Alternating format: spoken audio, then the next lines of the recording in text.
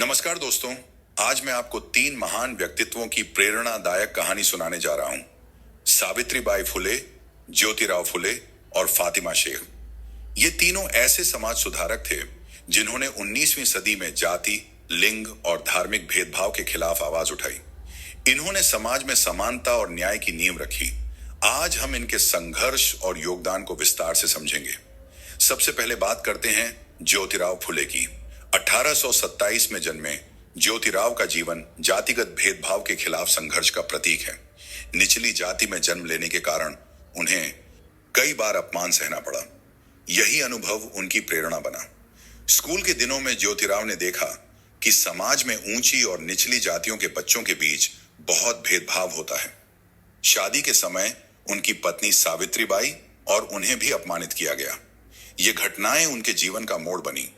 ज्योतिराव को लगा कि शिक्षा ही समाज में बदलाव का सबसे बड़ा माध्यम है। 1848 में उन्होंने दलित और पिछड़ी जातियों के बच्चों के लिए पहला स्कूल खोला। 1773 में ज्योतिराव ने सत्यशोधक समाज नामक संस्था बनाई।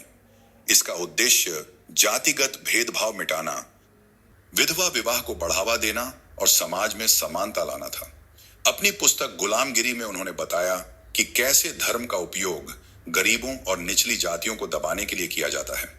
ज्योतिराव महिलाओं को शिक्षा और स्वतंत्रता का अधिकार देने वाले पहले पुरुषों में से एक थे। उन्होंने अपनी पत्नी सावित्रीबाई को पढ़ने लिखने के लिए प्रेरित किया और उनके हर प्रयास में साथ दिया। ज्योतिराव फुले ने न सिर्फ समाज सुधार के लिए काम किया, बल्कि एक नई सोच को भी जन्म दिया। अब बात करते हैं सावित्रीबाई फुले की, जिन्हें भारत की पहली महिला शिक्षिका कहा जाता है। 1831 में जन्मी सावित्रीबाई ने समाज की सभी परंपराओं को तोड़कर महिलाओं और दलितों के लिए शिक्षा के दरवाजे खोले। सावित्रीबाई को उनके पति ज्योतिराव ने पढ़ने के लिए प्रेरित किया। पढ़ाई पूरी करने के बाद वे शिक्षिका बनी। 1848 में सावित्रीबाई ने पुणे में पहला लड़कियों का स्कूल खोला। उस समय लड़कियों को पढ़ाना पाप माना जाता था, लेकिन सावित्रीबाई ने इस मिथक को तोड़ा। 1951 तक उन्होंने 3 स्कूल खोले। सावित्रीबाई को समाज का तीखा विरोध सहना पड़ा। लोग उनके ऊपर गोबर और पत्थर फेंकते थे। इसके बावजूद उन्होंने हार नहीं मानी। सावित्रीबाई ने केवल शिक्षा ही नहीं, बल्कि महिलाओं के अन्य अधिकारों के लिए भी काम किया, जैसे कि विधवा पुनर्विवाह का समर्थन, बाल विवाह और सती प्रथा का विरोध। विधवाओं और गर्भवती महिलाओं के लिए आश्रय गृह उन्होंने खोले। 1996 से 97 में जब प्लेग फैला तो सावित्रीबाई ने बीमार लोगों की देखभाल की। इसी दौरान प्लेग से उनकी मृत्यु हो गई। सावित्रीबाई का जीवन साहस और त्याग का प्रतीक है। वे सही मायने में भारतीय नारीवाद की जननी थी। क्या आप सोच सकते हैं दोस्तों, उस समय जब समाज पूरी तरह रूढ़िवादिता और भेदभाव में जकड़ा हुआ था, सावित्रीबाई, ज्योतिराव और फातिमा शेख का काम करना असाधारण साहस का परिचय था। सोचिए, एक ऐसे समय में जब महिलाओं को घर से बाहर निकलने की भी अनुमति नहीं थी, सावित्रीबाई ने लड़कियों को पढ़ाने का साहस दिखाया। हर कदम पर उनका विरोध हुआ। लोग उन्हें गालियां देते, पत्थर और गोबर फेंकते, लेकिन उन्होंने कभी हार नहीं मानी। आज हमारे पास बेहतर संसाधन, कानून और समर्थन है, लेकिन फिर भी हम सामाजिक बदलाव के लिए उतना प्रयास नहीं करते।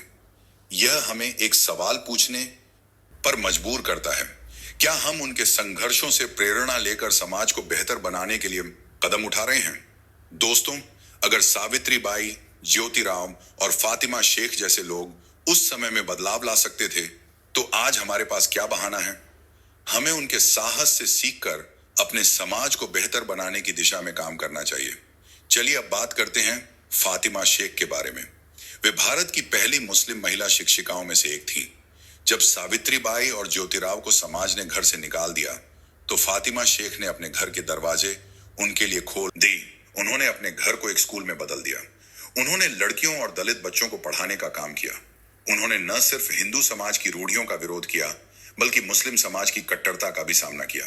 फातिमा शेख ने यह दिखाया कि धर्म, जाति या लिंग से ऊपर उठकर समाज की भलाई के लिए काम किया जा सकता है। उनका योगदान लंबे समय तक अनदेखा रहा, लेकिन अब उनके प्रयासों को पहचाना जा रहा है। वे समानता और शिक्षा के प्रतीक बन चुकी हैं। सावित्रीबाई फुले, ज्योतिराव फुले और फातिमा शेख के जीवन से हमें यह सीख मिलती है कि बदलाव लाने के लिए साहस, दृढ़ता और करुणा सबसे जरूरी है। उन्होंने हमें दिखाया कि शिक्षा जाति, धर्म और लिंग के भेदभाव को मिटाने का सबसे बड़ा हथियार है। उनकी धार्मिक और सामाजिक एकता आज भी हमारे लिए प्रेरणा है। आइए हम उनकी विरासत को आगे बढ़ाएं और एक समान और न्यायपूर्ण समाज बनाने के उनके सपने को साकार करें। सावित्री बाई के इन शब्दों के साथ मैं अपनी बात खत्म करता हूं।